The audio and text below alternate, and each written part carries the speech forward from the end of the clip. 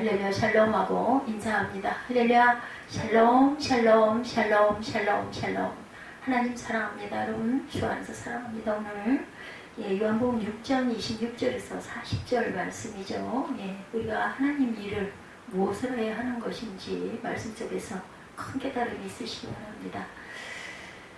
오늘 본문 요한복음 6장이 길어요. 그죠? 끝절이 71절까지 있어요. 엄청 길죠? 1절부터 71절까지. 요한복음이 이렇게 긴 게 많지 않은데 엄청 길더라고요. 그래서 26절에서 40절 말씀을 함께 나눠도 그 이후의 말씀이 거의 반이 있다라고 생각을 하시면 됩니다. 일부 제자들을 빼고는 주님을 다 떠났던 그런 상황이에요. 지금 그죠? 예수님이 십자가에 못 박혀 돌아가시고 나서 사람들이 예수님의 기적적인 표적을 보고 몰려들었었죠. 늘 오병이어 기적을 통해 배가 불렀고 자신들을 먹이시는 예수님을 늘 따라다녔어요. 왜? 먹을 걸 주시니까. 왜 누군가에게 뭔가를 주면 주는 거 실패할 사람이 없죠. 그래서 요즘에 교회들 보니까 요즘 특히 코로나가 끝나고 나서 그 노약자 분들에게 식사 대접하는 부분들이 또 다시 생겨나가지고 이렇게 음식을 드리고 함께 기거하면서 돌봐드리는, 그렇게 하면서 이제 말씀을 예수를 증거하는 일, 특히 또 해외에도 그런 식으로 파송들을 많이 하시더라고요. 기적적인 표적을 보고 몰려듭니다. 예수를 믿는 것보다는 먹을 걸 주시니까. 그래서 그 뒤로는 예수님을 찾아다니죠. 예수님은 그들이 어떠한 동기로 자신을 따라오는지 알고 계셨다는 거죠. 나를 찾는 것은 표징을 봐서가 아니라는 거예요. 표징이라는 말은 쌓인 표지판이죠. 오병이어의 표적을 통해서 이 기적적인 그 사건들을 가리키는 분은 바로 하나님이시구나. 이분이 하나님이시니까 그것을 알고 온 것이 아니라 빵을 먹고 배가 불러서 그때 정말 얼마나 먹을 게 없고 배가 고픈 시절이었겠어요. 그죠? 이해가 됩니다. 26절에 보니 내가 진정으로 26절부터 보죠. 예수께서 대답해 이르시되 내가 진실로 진실로 너에게 이르노니 너희가 나를 찾는 것은 표독을 본 까닭이 아니여 떡을 먹고 배부른 까닭이로다. 썩을 양식을 위하여 일하지 말고 영생하도록 있는 양식을 위하여 해라. 이 양식은 인자가 너에게 주리니 인자는 아버지 하나님께서 인치신 자니라.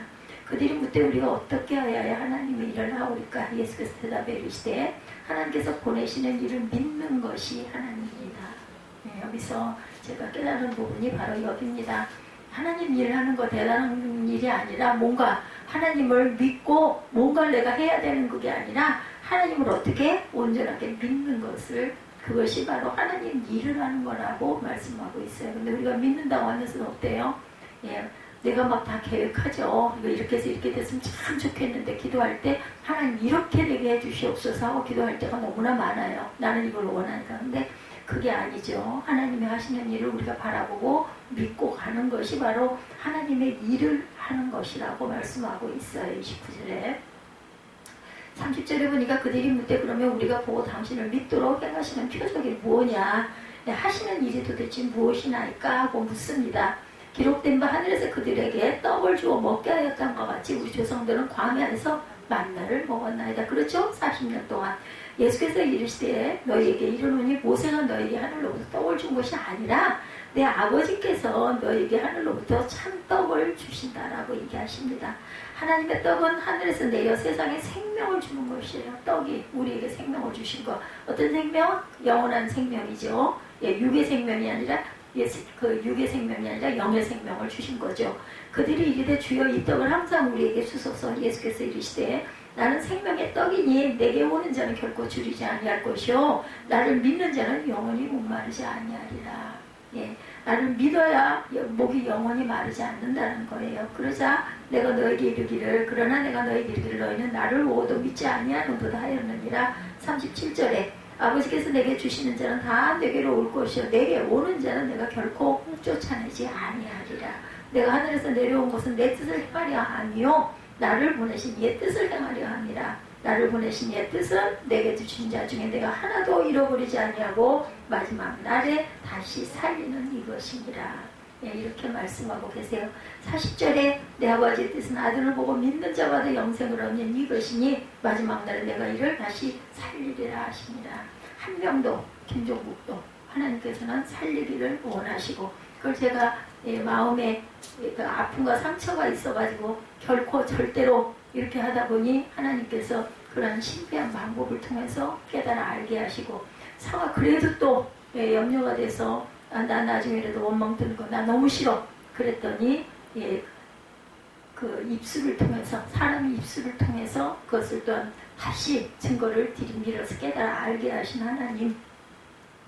표징이라는 말은 사인이죠. 오병이어의 표적을 위해서 이 기적과 같은 사건이 가리키시는 분 바로 하나님. 그것을 알고 온 것이 아니라 빵을 먹고 배가 불러서 왔다라는 거죠. 나 또 빵 먹어야 돼. 왜냐하면 우리는 배고픈 거 해결하고 나면 또 어때요? 시간이 되면 또 배가 고프잖아요. 먹어야 되니까 거길 찾아가야지. 그거 믿는 거죠. 거기 가면 빵을 줄 거야. 나 그거 먹어야 살아. 이거라는 거죠.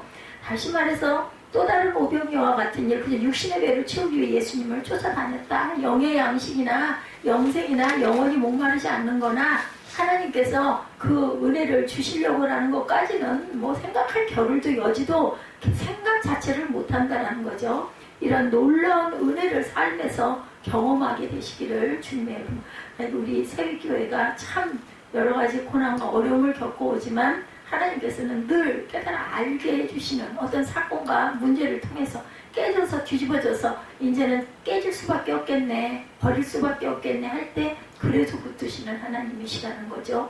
그게 아마 그동안에 와서 머리 숙였던 그냥 형식적으로 그저 마음에도 없는 아까워하면서 했던 그것들을 내가 그래도 너를 억지로 했더라도 내가 기억한다 라는 뜻이 아니었겠는가.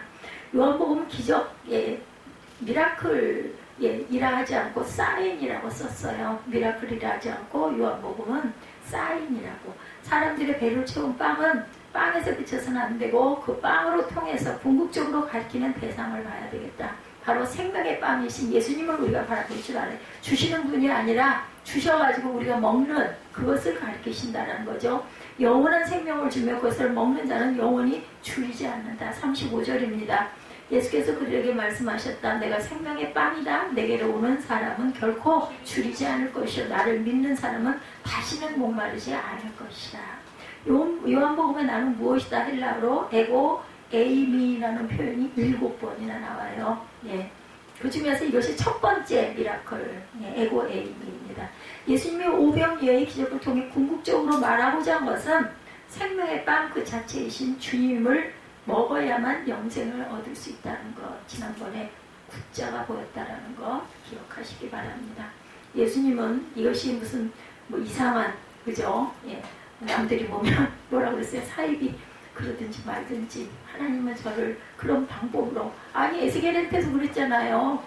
그걸 먹어라, 그 신용을 해라, 너 들어 누워서 이렇게 뒹굴어라. 그러면 우리가 볼 때 좀 미친 짓이지, 그죠? 근데도 에스겔한테서 순종했어요. 저도 마찬가지입니다. 마음에 주셔요. 그게 나쁜 게 아니야, 악한 게 아니야, 누구를 죽이려는 게 아니야. 그렇다면 꼭 뭐 안 믿을 게 뭐 있어? 아 그러시구나. 하나님께서는 시간과 때까지 다윗에게도 어땠어요? 건축할 때, 그죠? 청량까지 다 재서 몇 자로 해서 어떻게 해서 이렇게 해라, 물두멍은 몇 자로 하고 어떤 걸 써라, 이것까지 알려주셨던 거죠. 지금이라고 그 하나님이 우리에게 숫자를 알려주시지 않을 리가 없는 거죠. 근데 또 되어져 가는 일들을 보면 나는 몰랐는데 문득 보여지더니 내가 믿고 구하니까 아 그렇구나 깨달아 알게 하시는 하나님. 또 상황을 통해 내 이웃을 통해서 예수님은 두 부류의 사람이 있다고 말씀하죠. 하나는 썩어 없어질 양식을 위해 일하는 사람, 또 다른 사람은 영생에 이르도록 남의 양식을, 남아있을 양식을 얻으려고 일하는 사람. 27절입니다. 너희는 썩어질 양식을 얻으려고 일하지 말고 영생에 이르도록 남아있을 양식을 얻으려고 일하여라. 이 양식은 인자가 너희에게 줄 것이다. 아버지 하나님께서 인자를 인정하셨기 때문이에요. 27절에 그렇게 말씀하고 있죠. 이 양식은 인자가 너희에게 주린 인자는 아버지 하나님께서 인치신 자시니라. 인자 누구? 예수님이시죠? 인을 치셨어요. 너는 내 것이라고. 또 저와 여러분도 인을 치시죠. 믿는 자에게. 썩어 없어질 양식을 위해 일하는 사람은 오병이어의 기적을 보고 경험했지만 결국 예수님께로 나오지 못한 사람, 그 사람에게는 영생이 없어요. 그죠? 반면 영생에 이르도록 남아있을 양식을 얻으려고 일하는 사람은 오병이어의 기적을 경험할 뿐만 아니라 그리 하실지라도 생명의 빵이신 예수님을 먹는 사람이라는 거. 그 사람에게는 영생이 있어요. 여러분은 어떤 사람이십니까? 28절 봅니다. 그들이 예수께 물었어요. 우리가 무엇을 하여 하나님 일을 하는 것입니까? 아까 답을 알려드렸죠. 무엇을 해야 하나님이라는 것이냐는 거죠. 여기서 하나님의 일은 영어로 보면 복수로 되어 있습니다.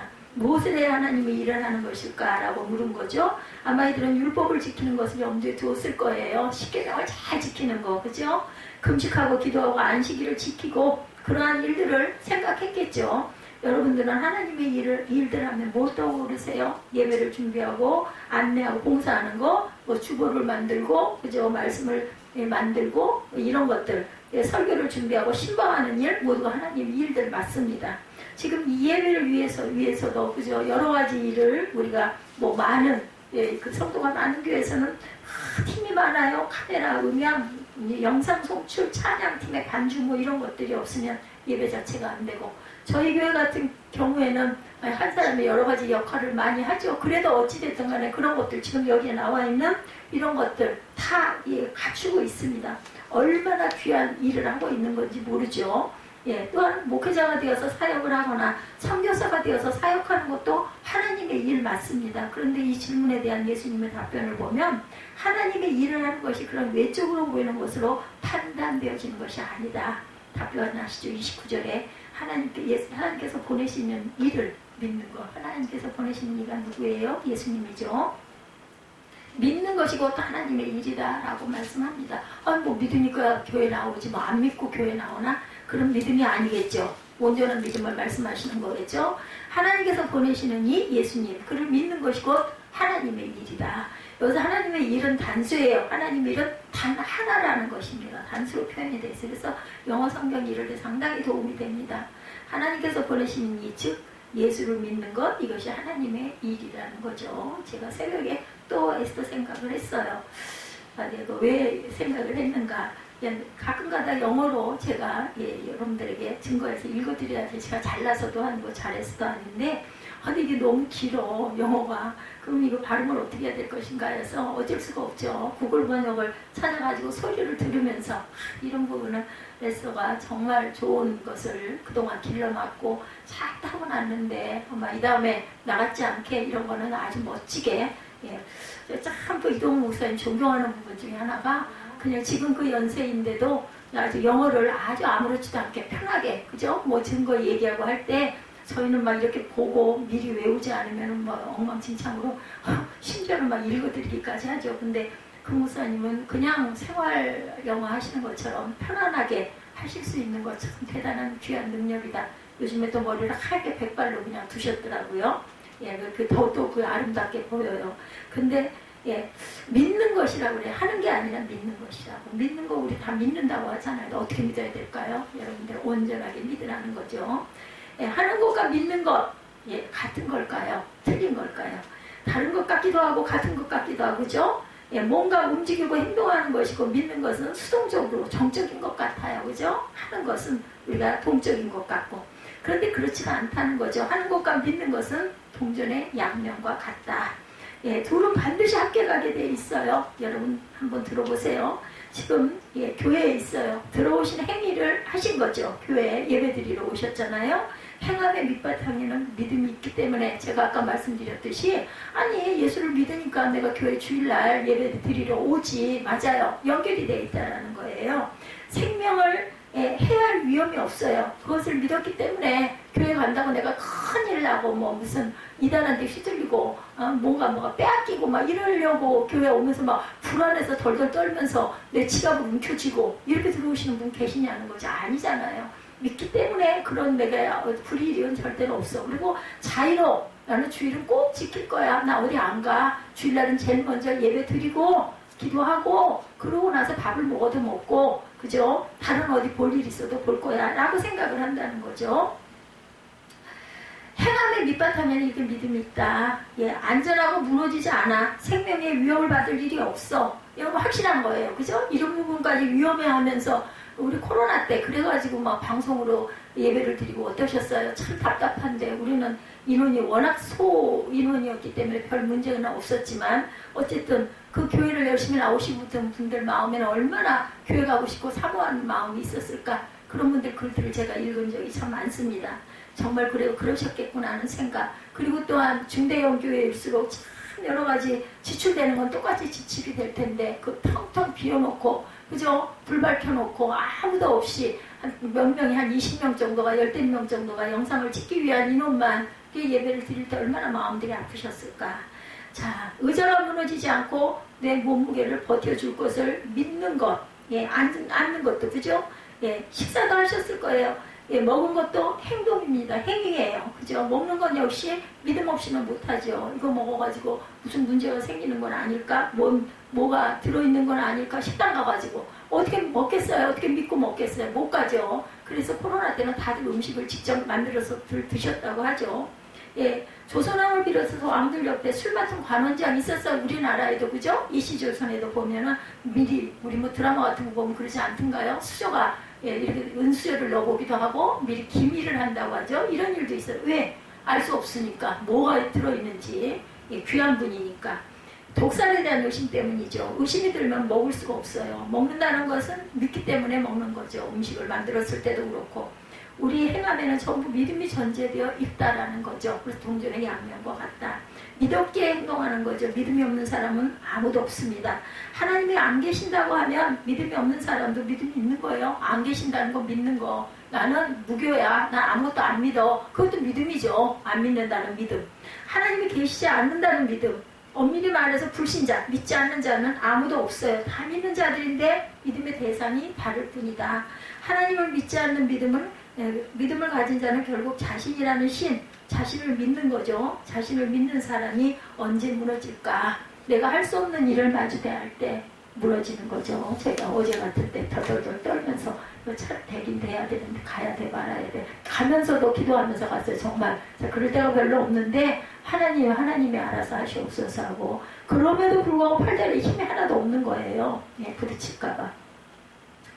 사업이 무너져서 내 힘으로는 부도를 막을 수 없을 때 대부분 예수를 믿게 되는 계기가 좋은 일보다는 좋지 않은 일, 고난 역경을 통해서 오죠. 바로 자신의 믿음의 대상이기 때문에 그걸 믿으려고 하죠. 자신이라는 신이 무너지니까 비로소 예, 나보다 힘센 신 누가 계실까 하고 뭐 불교를 믿기도 하고 기독교를 믿기도 하고 뭐 또 다른 교를 믿기도 하는 거죠. 이렇게 행함과 믿음은 동전의 양면과 같다라는 걸 설명하기 위해서 제가 말씀을 드렸습니다. 무엇을 해야 하나님이 일을 하는 것이냐는 물음에 하나님께서 보내신 일을 믿는 것이라고 답하신 것은 우리의 삶의 본질을 꿰뚫고 말씀하시는 것. 어차피 우리는 모든 믿음의 기초에서 살아가는데 대상만 다를 뿐이다. 하나님은 우리에게 단 하나만 원하세요. 예수를 제대로 믿는 것. 참 이거 간단한 것 같아요. 그죠? 근데 우리 마음이 어때요? 하루에도 10번씩 막 뒤집어지지 않아요? 염려하지 않아요? 걱정하지 않아요? 근심하지 않아요? 이것이 우리를 향한 하나님 뜻, 하나님의 일이라는 것입니다. 따라서 목회자가 되지 않아도 선교사가 되지 않아도 여러분이 부르신 영역에서 의료, 뭐 경제, 정치, IT 이런 모든 부분 거기에서 예수를 의지하고 살아간다면 그 모든 삶은 하나님의 일을 하는 삶이 된다라는 것. 제가 설교 준비를 하면서 하나님의 영이 함께 하시는 걸 늘 느낍니다. 그래서 참 부러운 게 없이 너무나 감사해요. 뭐 어디 가서 내가 배우지 않아도 하나님께서 성경을 이렇게 열심히 제가 뭐 치도 못하죠. 요즘에는 다 붙여 가져오기로 해가지고 갖다 해놓고 나면 그걸 정리하고 고르고 또 제 방식으로 그죠? 성경은 뭐 몇 포인트로 보면 말씀은 내가 몇 포인트로 간격은 몇 포인트로 이걸 띄면서 만들면서 보면서 말씀을 읽으면서 하나님의 은혜를 주시고 깨달음을 주시는 것 그러면서 덤으로 네가 어떻게 될 것이다 라는 것까지 알려주시는 것 특이하게 오늘 새벽 같은 경우는 그죠? 아무리 목회자와 선교사로 사역을 해도 예수를 믿는 것이 아니라 나 자신을 믿고 사역을 한다면 그것은 하나님 일이 아니라 사람의 일이 된다는 거. 나는 정말 아무것도 하는 게 없습니다. 아무것도 할 줄 모릅니다. 그러면서 제가 말씀이라도 증거하고 전하지 않으면 내가 내 입으로 말씀을 증거하고 전하면서 내 귀로 들으면서 마음에 새겨지면서 머리에 기억되면서 내 머리의 기억은 믿을 수가 없어요. 그래서 어느 순간 또 잊혀지기 때문에. 그런데 비슷한 말씀을 들으면 생각이 납니다. 정확하게 몇 절은 아니어도 아 그래 그 말씀 이 기억나는 거죠. 그걸 계속 반복을 해서 듣다 보면 외워지기도 하죠. 때로는 어떤 분은 신앙 고민, 자기가 요한복음의 니고데모 이야기를 읽어보니까 거듭나지 않는 니고데모 같습니다 라고 하더랍니다. 자기는 40년을 믿음 생활을 했대요. 모태 신앙인이고 집사의 직분도 당연히 받은 지 오래됐고, 그런데 신앙은 늘 제자리 걸음이라는 거죠. 거듭나지 아니하면 하나님 나라를 볼 수 없다고 했는데 정말 나는 거듭난 것 같지 않습니다. 이 고민을 이야기하더라는 거죠. 성령님이 계신 것도 확신하지 못한다, 알 수가 없다. 근데 저 같은, 저도 가끔 그래요. 나 천국이나 갈 수나 있을까, 문지기라도 될 수가 있을까, 이런 생각을 합니다. 그런데 제게 하나님께서 확신적인 그런 마음을 주실 때는 정말 막 가슴이 벅차고 눈물이 쏟아지죠. 저는 누워서 울 때가 참 너무 많아서 수건을 늘 옆에다가 챙겨놓고 있어요. 왜냐면 눈물이 어려가지고 안 닦으면 얼굴이 막 쓰가려가지고 빨랑 물로 닦아야 되거든요. 그리고 글자도 안 보이죠, 당연히. 예, 그래서 참 감사하다. 생활 속에서 변화 없이 같은 모습일지라도 억울한 일을 당하면 세상 사람들과 똑같아요. 화를 내요. 그죠? 예, 막 마음이 분이 막 가득 찹니다. 막 미움이 막 생깁니다. 예, 이게 무슨 종이야? 이런 생각을 할 때도 너무나 많아요. 경쟁적이고, 예, 자녀들에게 돈을 투자해서 더 좋은 교육을 하고 싶어하고, 모든 사람들이 다 그렇게 살아가고자 합니다. 맨날 동일한 문제로 넘어지고, 이분이 하는 얘기예요. 사실은 똑같은 모습에 자신이 너무나 실망스럽고 내가 너무 싫다. 나는 예수 믿는 것도 아니다. 이런 그 고민을 이야기하더라는 거죠. 저도는커녕 예수님은 당연히 전하지도 못하고 요즘 같은 세상에 율법적으로 아이들을 키우는 모습을 볼 때 좌절이 된다는 거죠. 누가 율법적으로 아이들 키운다고 아이들이 뭐 콧등으로나 들어요? 따라오려고나 하니까 듣기 싫어하죠. 아예 상대를 안 하려고 하죠. 귀에다가는 맨날 이어폰 꽂고 있으니까 무슨 말을 들리지도 않은 그런 시대입니다. 예배 드릴 때만이 아니라 삶에서도 믿음의 증거가 드러나는 사람이 되고 싶은데 엄청 고민이 된다. 쳇바퀴 돌아가는 듯한 그런 신앙생활을 하고 싶지 않고 이제는 뭔가 변화가 있었으면 좋겠다. 그래서 그 상담을 하신 목사님이 이 집사님의 중심에 하나님이 역사하는 것이 분명하다라는 생각을 했다는 거죠. 이런 고민, 이런 갈등을 한다는 것 자체가, 그죠? 갈급한 거죠. 그렇지 않고서는 이런 열망이 있을 리가 없다. 하나님께서 이 집사님의 마음을 움직이고 계시는구나. 이 물음표 중요합니다. 44절에 보면 나를 보내신 아버지께서 이끌어주지 아니하시면 아무것도 내게 올 것이 없다라고 말씀하고 있어요. 44절에 나를 보내신 아버지께서 이끌지 아니하시면 아무도 내게 올 수 없으니 오는 그를 내가 마지막 날에 다시 살리리라. 나에게 오면 내가 마지막 날에 당연히 살려줄 것이라는 거죠. 예. 그러나 40년간 하나님의 인도하심이 있었지만 습관대로 살아온 거예요. 참 습관이 무섭습니다.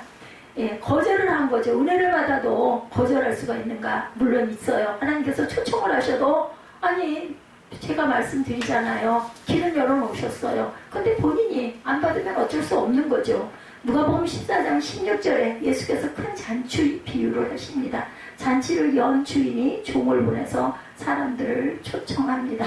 오죽이나 하면 저한테 그러시더라고요. 걔가 그래도 착한 마음보가 있어. 그렇게 안 착한 애는 아니야. 상처를 받아서 그래. 이런 마음을 주시더라고요. 초청을 받은 사람들이 여러 가지 이유를 대면서 거절하죠. 뭐라고 해요? 우리 찬양한 적도 있죠. 나는 밭을 사서, 나는 소를 사서, 나는 장가를 가서 못 가. 하나님께 은혜를 주셔서 초청을 해주셔도 거절하는 이들의 그런 변명들, 그죠? 예, 이 신앙 상담을 한 그 집사님은 40년간 이런 일에 반복을 한 거예요. 감사한 것은 하나님 계속 그 집사님을 초청하고 계신다는 거. 어느 우퉁이 그냥 주일이니까 교회 가야지 하고 가는 거 하나만이라도 꾸준히, 그죠? 습관으로 교회 가는 게 거기 들어있으니까 계속 초청을 하셨다는 거죠. 믿으라고, 나를 따라와라라고 말씀하는 거죠. 팔로미. 믿지 않으면 따라오지 않죠. 이 자리에 예수를 믿지 않는데 오신 분 계십니까? 예, 적어도 예수를 믿으려고 오셨을 거예요. 거기 갔다가는 내가 무슨 불이익을 당하고, 산적이 무너질 거고, 집에를 못 돌아올 수 있어. 이런 생각을 하고 성전에 들어오신 분은 안 계신다라는 거죠.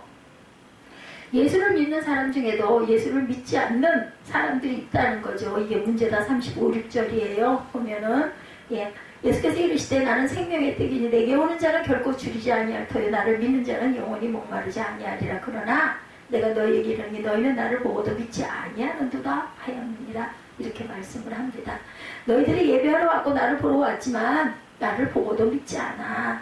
오죽이나 답답하시면 이런 사건들을 통해서 내가 있어, 나야 나, I am who I am 하고 깨달으라고 불쌍히 여기셔서 긍휼히 여기셔서 저에게 말씀을 하시지 않겠는가.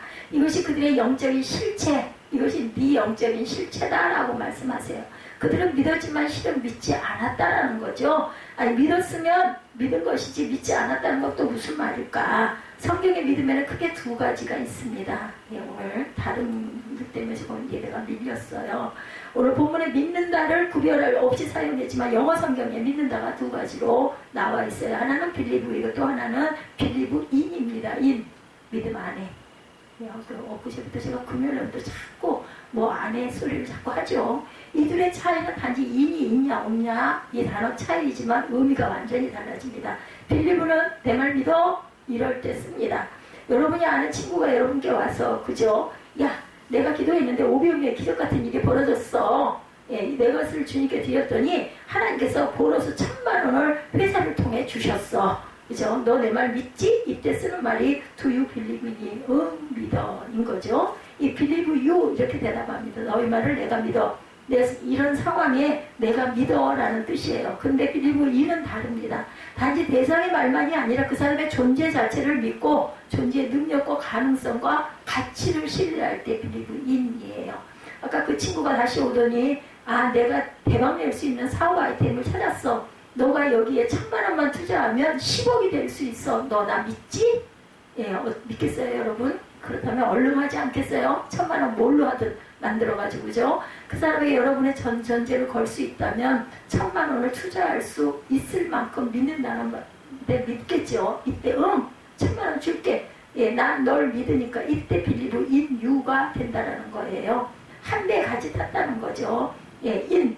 너와 나는 공동체 운명이다. 그런데 말은 믿겠지만 선뜻 투자할 정도는 아니야. 그럴 때는 I believe you. 내 말은 믿어. 그러나 I don't believe in you.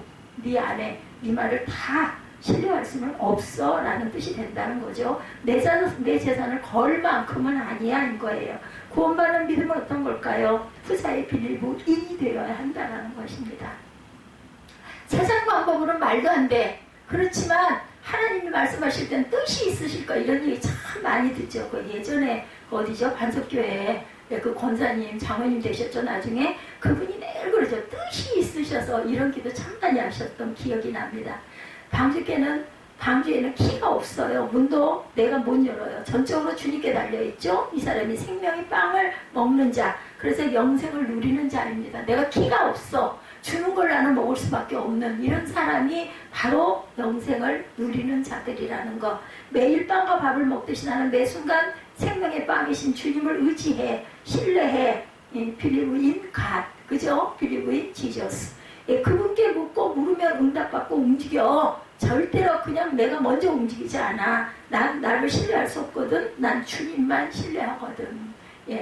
I believe in Jesus Christ. 이것이 believe in의 믿음이고 영생을 얻는 믿음이고 생명의 빵을 먹고 있다는 증거입니다. 인이라는 전치사는 주님을 내 삶 안으로 모시고 영접한다는 뜻이에요. 인생이란 내 집 안으로 그분을 드리는 거죠. 그래서 30절에 이 사람들이 예수님께 무엇을 보고 당신을 믿을 수 있겠습니까? 할 때 그냥 빌리브라고 되어 있습니다. 그렇지만 예수님이 나를 믿으라고 할 때는 전부 인이 들어있어요. 6장 29절에 하나님께서 보내신 일을 믿는 것이 곧 하나님의 일이다. This is the work of God that you believe in Him whom He has sent. 이렇게 말씀하고 있어요.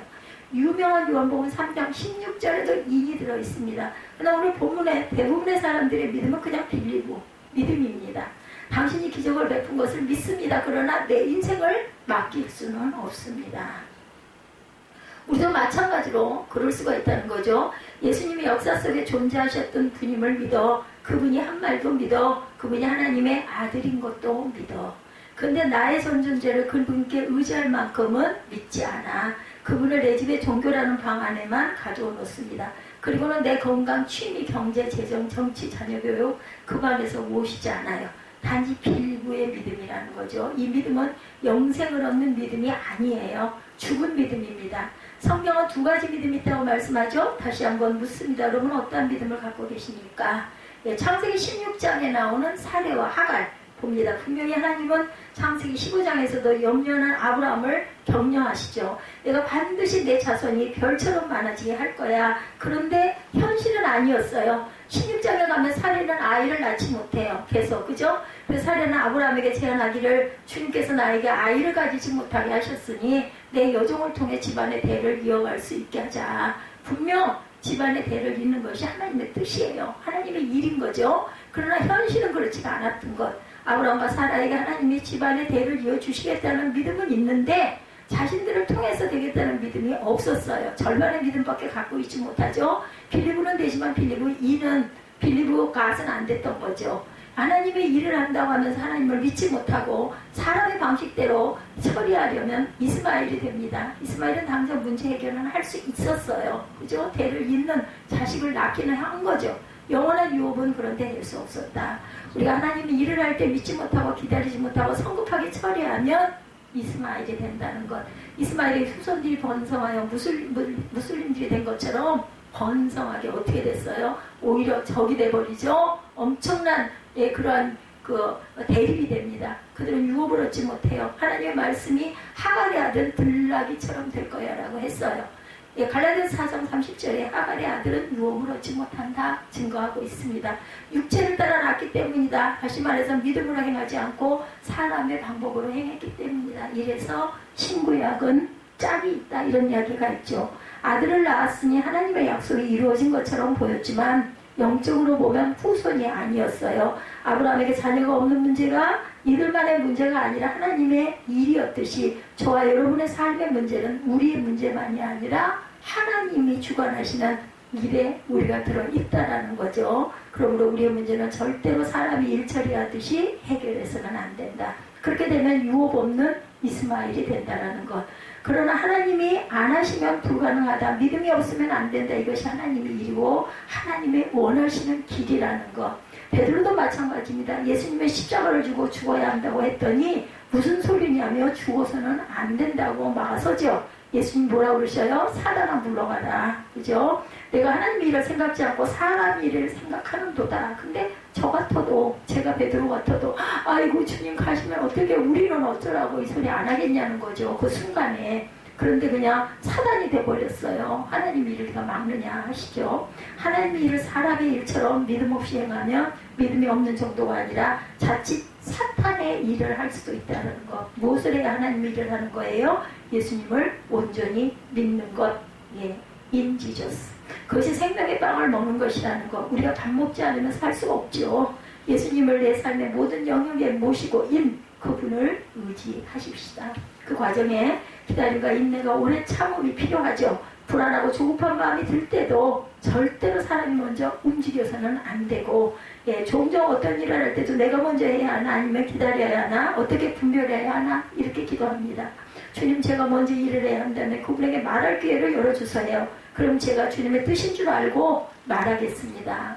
예수님의 사역의 원리는 바로 아버지 하나님을 향한 절대적인 신뢰였습니다. 예수님은 그것을 보여주시면서 너희도 나를 그렇게 믿으라 하셨어요. 그래서 나의 믿음을 점검할 때는 내게 안식과 쉼이 있는가를 봐야 합니다. 하나님의 일을 한다고 하면서 쉼이 없는 이들이 너무나 많아요. 우리의 삶은 어떤지 여러분들 대입해 보시기 바랍니다. 피터 스카치로라는 목사님이 예수님을 믿기 때문에 진정 내 안에 쉼이 있는가를 다음으로 질문을 통해 점검해 보라고 합니다. 여러 가지가 있지만 5가지만 알려드릴게요. 첫 번째, 나의 한계를 부인하지 않고 그것을 하나님의 선물로 받아들이는가. 실망스러운 일, 인생의 풍파 속에서도 예수님과 기쁘게 교제하는가. 2번째입니다.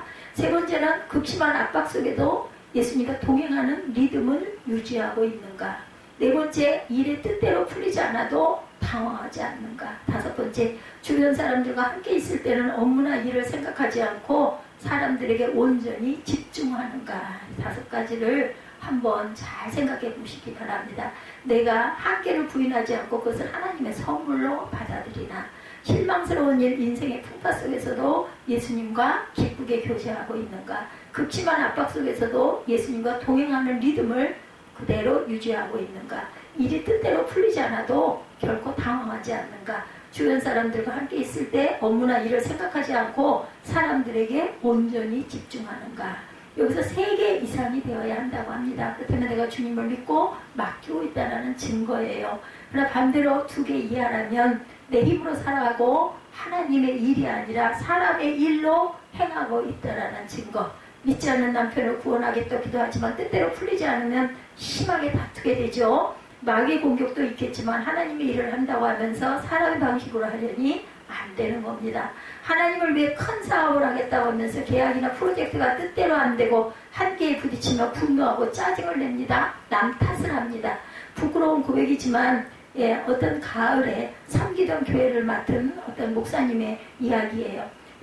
그것이 섬기던 교회를 맡으니까 1년이 조금 넘으셨대요. 주일 설교에 금요 설교에 사역이 점점 많아지고 학교는 마지막 학기를 남겨두었을 때 일이었다고 합니다. 아마 이분이 그죠? 대학원을 다니고 있는 중에 교회를 맡아서 섬겼던 것 같아요.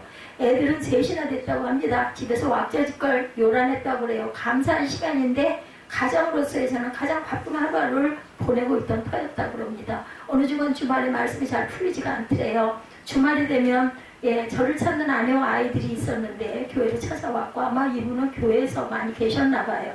아내는 최대한 저를 배려한다고 하지만 제가 도와줘야 할 일들이 많았다고 그래요. 그러다가 결국 제가 아내에게 짜증을 내고 말았답니다. 그분이 나 좀 가만 놔둬줘. 나 지금 말씀 준비하고 있잖아.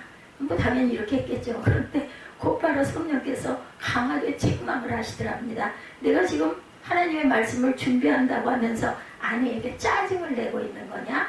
하나님의 일을 한다면서 그럴 거면 그냥 내일 강단에 서서 오늘은 전할 말씀이 없습니다 하고 내려와. 이런 음성이 들리더랍니다. 성령이 뭐가 찔렀겠어요? 가슴을 찌른 거죠. 얼마나 부끄러웠는지 모른대요.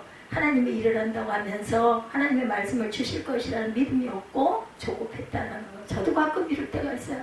해낼 때가 있어요. 너 어떻게 해야 돼? 뭘 어떻게 해야 돼?